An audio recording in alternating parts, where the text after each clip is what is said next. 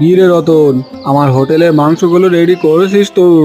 আগে যতীন বাবু, আপনার হোটেলে মাংস কেটে রেডি করে রেখেছি, আসুন এসে নিয়ে যান।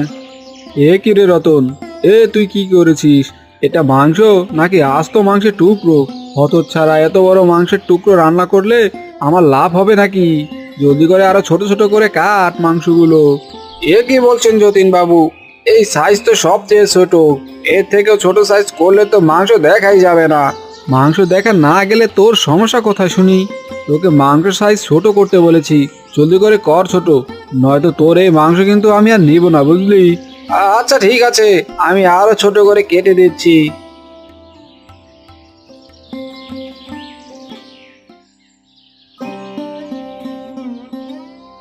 কি গো, বেলা তো কম হলো না, এখনো নাক ডেকে যে ঘুমোচ্ছ? বলি, নাক ডেকে ঘুমালে কাজে যাবে কখন? আরে তাই তো, বেলা তো অনেক হয়ে গেছে, আমি এখনই কাজে যাচ্ছি গিন্নি। হ্যাঁ গো, কাজে যাওয়ার আগে দুটো খেয়ে যাবে না? না গো গিন্নি, আমি যে অনেক বেশি দেরি করে ফেলেছি, এখন দুটো খেতে গেলে যে মালিকের বকা খেতে হবে। ওগো, বলি কি, তুমি এই কাজটা ছেড়ে নতুন একটা কাজ খোঁজো। এভাবে দিনরাত খেটে তো ঠিক মতো ঘুমাতেও পারো না। প্রতিদিন সকালবেলা কাজে বের হও আর গভীর রাতে বাড়ি ফিরো। এটা দেখতে যে আমার কাছে একদমই ভালো লাগে না গো। এই কাজটা ছেড়ে দিলে তো আর কোনো কাজ পাবো না গিন্নি, এমনিতেই আগের কাজ চলে যাওয়ার পর এই কাজটা খুব কষ্টে পেয়েছি, এটা ছেড়ে দিলে যে সবাইকে নিয়ে না খেয়ে মরতে হবে। হ্যাঁ গো, তাও তো ঠিক বলেছো। আচ্ছা, এবার তাহলে কাজে যাও। হ্যাঁ গিন্নি, যাচ্ছি। আজও কিন্তু কাজ শেষে রাতে বাড়ি ফিরবো, তুমি নিমকিকে নিয়ে ঘুমিয়ে পড়ো কেমন?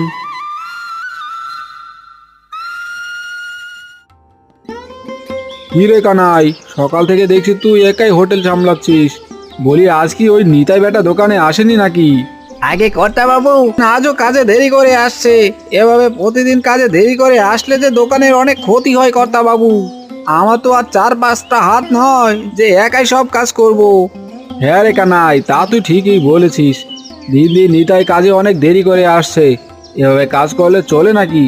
শুধু কি দেরি করে আসে কর্তা বাবু, আপনি না থাকলে তো বেটা কাজেও অনেক ফাঁকি দেয়। আমি বলেছিলাম কর্তা বাবু, আপনি নিতাইয়ের একটা ব্যবস্থা করেন, এভাবে তো আর হোটেলের ব্যবসা চলে না। কি রে কানাই, আমাকে নিয়ে কিছু বলছিস নাকি রে? না না নিতাই দা, কি যে বলো না তুমি, তোমাকে নিয়ে আমি আবার কি বলবো? আমি ওই সামনের টেবিলটায় কিছু ভাত দিয়ে আসি। কি রে নিতাই, তুই আজও দেখছি অনেক দেরি করে কাজে এসেছিস। বলি, এটা কি তোর বাপ দাদার হোটেল নাকি যে বেলা 12টার সময় কাজে আসবি? আগে কর্তাবাবু, আজ ঘুম থেকে উঠতে অনেক দেরি হয়ে গেছে, আমাকে আজকের মতো মাফ করে দিন কর্তাবাবু, আমি আর কখনো এই দেরি করে কাজে আসবো না। প্রতিদিন তোর এই একই বলি শুনতে শুনতে আমার কান একেবারে ঝালাপালা হয়ে গেছে, আমি আর তোর কোনো কথাই শুনতে চাই না। হতচ্ছাড়া, যখন তোর কাজ চলে গিয়েছিল তখন আমি তোকে কাজ দিয়েছিলাম, আর তুই কাজ পেয়ে এখন দেরি করে কাজে আসিস? বাবু, সারাদিন কাজ শেষে রাতে হোটেলের সব থালা বাসন পরিষ্কার করি, আর এতে করে যে অনেক দেরি হয়ে যায়, তাই তো সকালবেলা ঘুম থেকে তাড়াতাড়ি উঠতে পারি না। তবে আজ থেকে আমি আর দেরি করব না। থাক, হয়েছে হয়েছে, তোকে আর কষ্ট করে তাড়াতাড়ি ঘুম থেকে উঠতে হবে না। তুই কাল থেকে আমার হোটেলে আর কাজে আসবি না, বুঝলি? তোর পাওনা টাকা যা বাকি আছে তা এখনই নিয়ে বিদেয় হ। না না যতীনবাবু, আমাকে কাজ থেকে বের করে দিবেন না, কাজ থেকে বের করে দিলে যে আমি না খেয়ে মরবো। আমার সাথে দয়া করে এমনটা করবেন না বাবু। চুপ কর, আর একটা কথাও তোর মুখ থেকে আমি শুনতে চাই না, নয়তো তোর পাওনা টাকাও কিন্তু একটাও পাবি না, বুঝলি?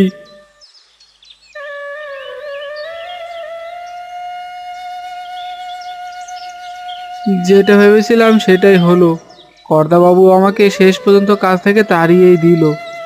এখন যে কটা পাওনা টাকা দিয়েছে তা দিয়ে কদিনই বা সংসার চলবে?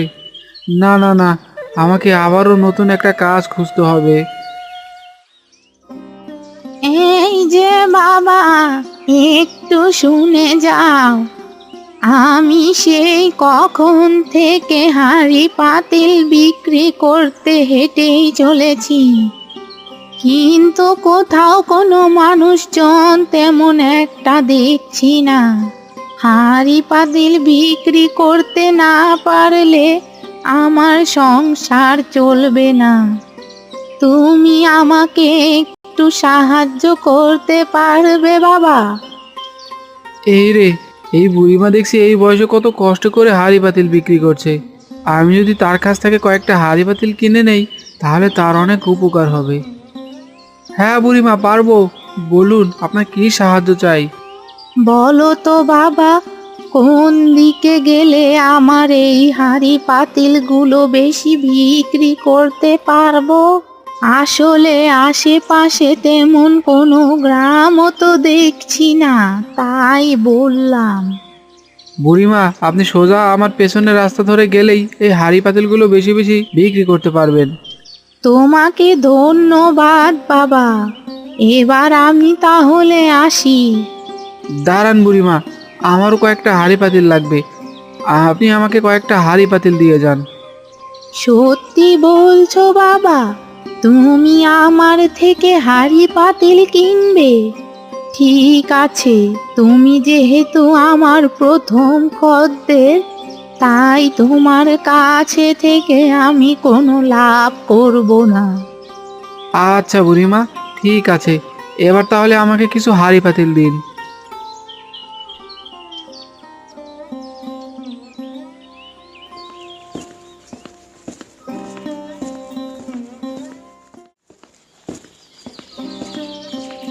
কি গো, কি হয়েছে তোমার? আজ তুমি এত তাড়াতাড়ি বাড়ি ফিরেছো যে? আর তোমার হাতে এই হাঁড়ি পাতিল কেন? আর বলো না গিন্নি, আজ অনেক দেরি করে কাজে যাওয়ায় কর্তাবাবু আমাকে তার হোটেল থেকে বের করে দিয়েছে। যাক, ভালোই হয়েছে। ওই কর্তাবাবুর কাজ করলে যে তুমি খুব তাড়াতাড়ি অসুস্থ হয়ে পড়তে। তার কাজ করতে করতে তুমি ঠিক মতো না পারো দুটো খেতে আর না পারো ঘুমোতে। কিন্তু গিন্নি, এখন থেকে আমাদের সংসার চলবে কি করে? বিধাতা যা কপালে লিখেছে তাই হবে। কিন্তু তার আগে বলো, তুমি হাঁড়ি পাতিল কোথায় পেলে? আর বলো না গিন্নি, কর্তাবাবুর কাছে যা পাওনা টাকা ছিল তা নিয়ে ফেরার পথে এক বুড়িমার সাথে দেখা হলো। সে কোনো হাঁড়ি পাতিল বিক্রি করতে পারছিল না, তাই আমি তার কাছ থেকে কিছু হাঁড়ি পাতিল কিনে এনেছি। হাঁড়ি পাতিল কিনেছো? তা বেশ ভালোই করেছো। যাক, এখন থেকে তাহলে আমাদের সংসার আগের থেকে ভালো মতোই চলবে।